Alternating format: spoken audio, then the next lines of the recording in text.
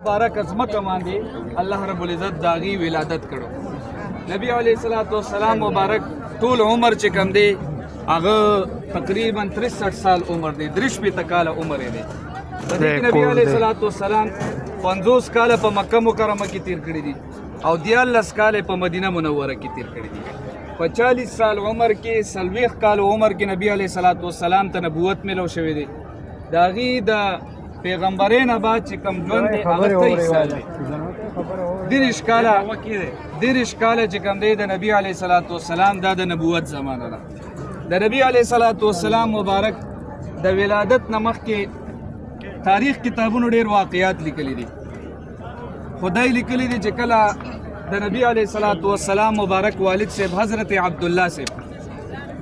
هغې وادو کو بی بی آمینه رضی الله عنها سره، نو تقریبا 6 میاشتې پس د واده نه او بعضې تاریخ کتابونه 4 میاشتې لیکلي دي چې د هغې سفر وشو، د هغې د مکې مکرمې نه لاړل او د شام سفر یې وشو د هجرت د تجارت دپاره. نو په لاره کې واپسې کې بیمار شول، بیا مدینه منوره د هغې سترګنۍ وه، هلته یو څو ورځې د بیمارۍ په حالت کې تېرې کړې او بیا همغلته وفات شو او په مدینه منوره کې د نبی علیه الصلاۃ والسلام والد صاحب دا خښ شو. نبی علیه الصلاۃ والسلام چونکې یتیم پیدا شوی دی، د هغې د پیدایش نه مخکې د هغې والد صاحب دا وفات شوی دی. مور بی بی آمینه رضی الله عنها وایي چې کله دا ماشوم زما په ګېډه باندې شو نو ما به عجیب خوبونه کتل، وایي ډېر ښکلي او ډېر پاک او ډېر خواږه خوبونه به مې کتل. او ما چې به کم خوب ولیدو زه به سحر بیداره شومه نو الله رب العزت به حقیقت کې هغه کار کړو. او بل دا ماشوم چې کله زما په ګېډه باندې شو نو زه چې به روان وم نو ما ته به دا احساس کېدو لکه چې ما نه ګیر چاپېره څوک روان دي او زما حفاظت کوي. الله رب العزت فرشتې مقرر کړې وي د نبي علیه الصلاۃ والسلام د حفاظت دپاره. او مور بی فرمایي بی بی آمینه رضی الله عنها چې یو ځل زنانو شکایت وکړو خپلو خاوندانو ته او هغه خاوندان یې لاړل د نبي علیه السلام نیکه عبدالمطلب صاحب ته شکایت وکړو چې ستا ځوان زلمی زوی وفات شوی دی عبدالله صاحب او ستا انګور د نبي علیه الصلاۃ والسلام والده هغه سره د دې چې په عدت کې ده او دومره تیزه خوشبو لګي دا ښه خبره نه ده. نو عبدالمطلب صاحب دا نبي علیه الصلاۃ والسلام والده محترمه دا راغوسته او ورته چې ای بچې ماله د مکې خلک پیغور راکوي چې ستا زلمی زوی مړ دی او ستا انګور چې کم دی هغه خوشبو لګوي. وایي قسم بابا په هغه ذات باندې چې چا په لاس کې زما او ستا روح ده، د هغې ورځې نه چې دا ماشوم زما په ګېډه باندې لګېدلې زما د بدن نه خوشبو او داسې خوشبو زما د بدن نه ځي چې زه په خپله هم نه پوهېږم چې دا خوشبو څنګه ځي. او بیا هغه ورځ راله هغه شپه راله نبي علیه الصلاۃ والسلام د ګل په شپه باندې دنیا ته تشریف راوړی دی او د نبي علیه الصلاۃ والسلام چې پیدایش شوی دی دنیا ته راغلی دی نو تهجد په ټایم کې الله رب العزت دنیا ته رالیږلی دی. مور بی آمینه رضی الله عنها فرمایي چې کله نبی علیه الصلاۃ والسلام مبارک پیدا شو نو چې کم تکلیف یو مور د بچی په ولادت باندې برداشت کوي ما د هغې یو فیصد هم نه دی برداشت کړی. ما ته دا احساس هم نه دی شوی چې دا ماشوم پیدا کیږي او ښځه پې تکلیف دا تیری. او نبی علیه الصلاۃ والسلام چې پیدا شو نو څنګه چې نور ماشومان پیدا شي د هغه په بدن باندې څه نه څه ګندګي وي د هغه نوم چې کم دی د هغه مور سره دا د مور رحم سره دا تړلی شوي په هغې باندې الله رب عزت دله هغه رزق ورکوي. نبی علیه الصلاۃ والسلام مبارک چې پیدا شو بالکل صفا پاک ستره پیدا شوی دی، د اوبو ضرورت ورته نه دی پېښ شوی، د غسل ضرورت ورته دا نه دی پېښ شوی. او هغه کلمه چې د مور رحیم سره کومه تړل شوي هغه الله رب عزت په خپله چې کوم دی هغه کټ کړی وه او ماشوم چې پیدا شي نو د هغه ختنه کېږي، د هغه سنت کېږي. نبی علیه الصلاۃ والسلام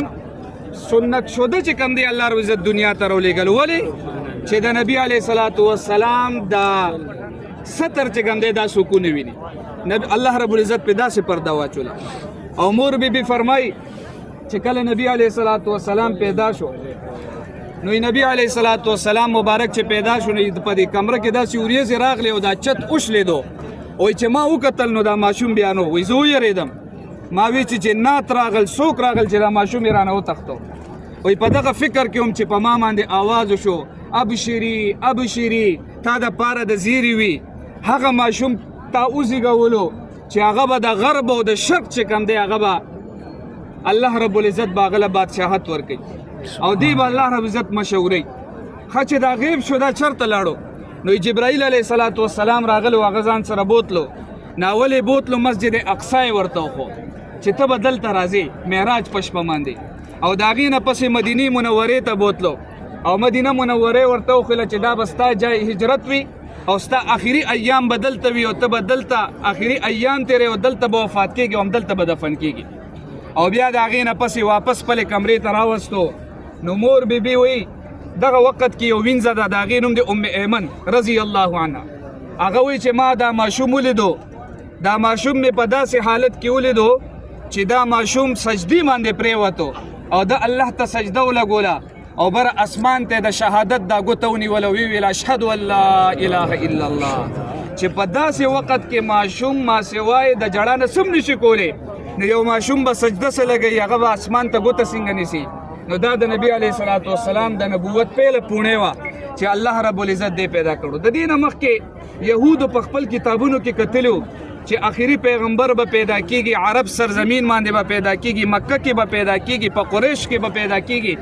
په دې تاریخ به پیدا کیږي په دې ورځ به پیدا کیږي ټول ورته پته وه ناغي به د پسې ګرځېدل چې دی به چېرته مونږ گرفتار کو معاذ الله دی به قتل کو